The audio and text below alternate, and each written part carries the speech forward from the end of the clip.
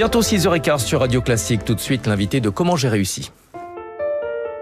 Avec Natran, opérateur national de transport de gaz. Bonjour Jérémy Stroner. Bonjour Stéphane. Président de UG, vous produisez, vous commercialisez de la nourriture pour bébés. C'est un marché de 4 milliards d'euros en Europe, 1 milliard d'euros en France. Mais c'est un marché qui est en ralentissement. Pour quelles raisons ?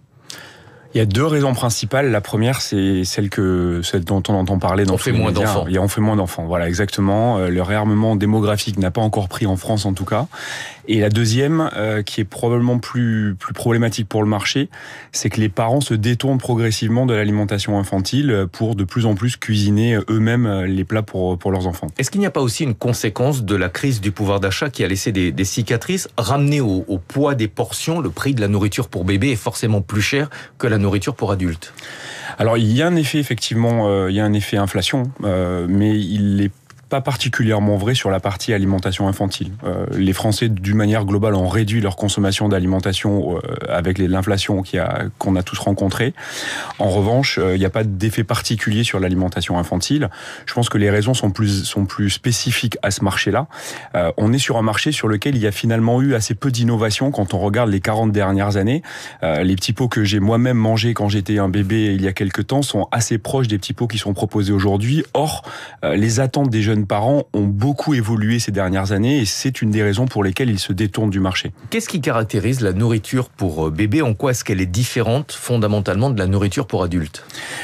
Il y a un moment très particulier pour le bébé, on appelle ça les 1000 premiers jours de l'enfant, et ces 1000 premiers jours, ils vont structurer ce que l'enfant deviendra quand il sera plus grand, et à ce titre-là, l'alimentation a un rôle très particulier. Donc il y a des besoins très particuliers en termes de nutriments, en termes d'éviter les résidus de pesticides, de sel, de sucre, etc. Donc il y a des normes très particulières à respecter, et c'est ce qui fait la particularité de la baby food. Je vais prendre un exemple. Quand on regarde l'alimentation biologique, il y a des obligations de moyens. Il faut cultiver ces terres avec certains moyens. En alimentation pour bébé, c'est une obligation de résultat. C'est-à-dire que vous regardez s'il y a ou non des traces de résidus de pesticides. Exactement. On peut parfois s'interdire de travailler avec des filières biologiques parce que il pourrait rester des résidus de pesticides qui ne seraient pas compatibles avec une alimentation pour les bébés. Ouais. Et donc forcément des contraintes supplémentaires pour les groupes comme vous qui fabriquez de la nourriture pour enfants. En termes de variété de nourriture, est-ce que vous produisez des choses qui forcément plaisent au plus grand nombre ou est-ce que vous prenez des risques histoire de contribuer à l'éducation gustative des enfants ? Alors, la mission de UG, c'est de révolutionner l'alimentation des bébés. Donc oui, on prend des risques, mais je veux dire, c'est des risques mesurés. Notre particularité, c'est qu'on se définit comme étant le copieur officiel du fait maison. Par rapport à ce que je vous disais tout à l'heure, les parents souhaitent cuisiner eux-mêmes leurs produits. Parfois, malheureusement, ils n'en ont pas le temps. Et ce qui va différencier UG des autres produits de la catégorie, c'est qu'en fait, on va cuire nos ingrédients à la vapeur basse température. Donc on va pas les stériliser, ce qui va permettre de conserver les goûts et les nutriments d'une cuisine faite maison. Et on a une deuxième particularité, c'est qu'on fait des toutes petites portions surgelées, ce qui va permettre aux parents de pouvoir lui-même composer son propre repas et donc de ne pas lui imposer un repas tout fait, tout préparé. Donc les parents, en fait, ils cuisinent Yuji et donc on vient finalement aider et leur enlever de la charge mentale pour leur permettre plus facilement de bien nourrir leur bébé. Est-ce que vous restez dans la traditionnelle purée de carottes et compote de pommes ou est-ce que justement vous sortez parfois des sentiers battus? On dit qu'il faut apprendre aux enfants la curiosité gustative. Oui, alors nous on propose on a une cinquantaine de variétés avec différentes textures, on propose énormément de produits différents. Finalement, les parents, pour eux, fabriquer ou cuisiner une purée de carottes, c'est assez simple. Donc on va plutôt aller nous sur des éléments qui sont un peu plus différenciants, sur des purées de potirons, sur des purées de petits pois plus compliquées à cuisiner, ou même sur des recettes beaucoup plus évoluées. Est-ce que les parents ont du mal à faire confiance aux groupes d'agroalimentaires, surtout lorsqu'il s'agit de la nourriture de leur enfant ?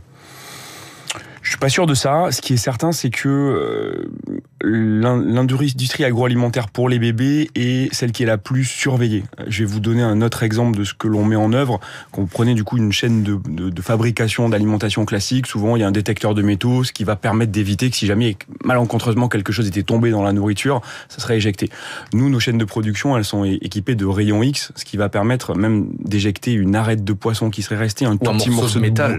Ou alors un morceau de métal, a fortiori, oui. Ça arrive parfois sur les chaînes de production. Oui, alors pas vraiment en alimentation bébé, mais nous on va au-delà de ça avec les rayons X, c'est-à-dire qu'on va même éjecter un tout petit résidu de bois qui serait resté. Enfin voilà, il y a une sécurité alimentaire qui est maximale sur ces produits-là. Comment est-ce que vous êtes distribué? Les jeunes parents, par définition, sont jeunes et donc sont forcément plutôt orientés vers le numérique et les plateformes en ligne? Voilà, c'est la réponse. On fait 90% de notre chiffre d'affaires en ligne, soit directement via notre site yougi.fr qui nous permet de livrer les jeunes parents en 48 heures avec une remise en main propre des colis. Et on est aussi aujourd'hui présent dans toute la distribution, la grande distribution alimentaire française, donc toutes les grandes surfaces que vous connaissez, mais majoritairement dans les drives parce que finalement les jeunes parents, j'en parlais tout à l'heure, ils ont très peu de temps et donc comme le temps court, ils favorisent les achats en ligne pour gagner du temps. Pourquoi Yougi? Pourquoi ce nom? Alors Yougi, c'est un nom historique. Moi, c'est une société que j'ai repris en 2020. La société s'appelait Yougi. Ça veut dire bébé en japonais et on trouve que le nom apporte du sourire, donc on l'a gardé avec plaisir. Ça s'écrit Y2OJI. Merci beaucoup Jérémy Stroner d'être venu ce matin. Vous fabriquez de la nourriture pour bébés, essentiellement vendue en ligne. Natacha Valla nous a rejoint. Il est 6h20. Nous allons parler de l'effort de guerre, des dépenses qui nous attendent. Est-ce que on peut le faire sans réellement creuser la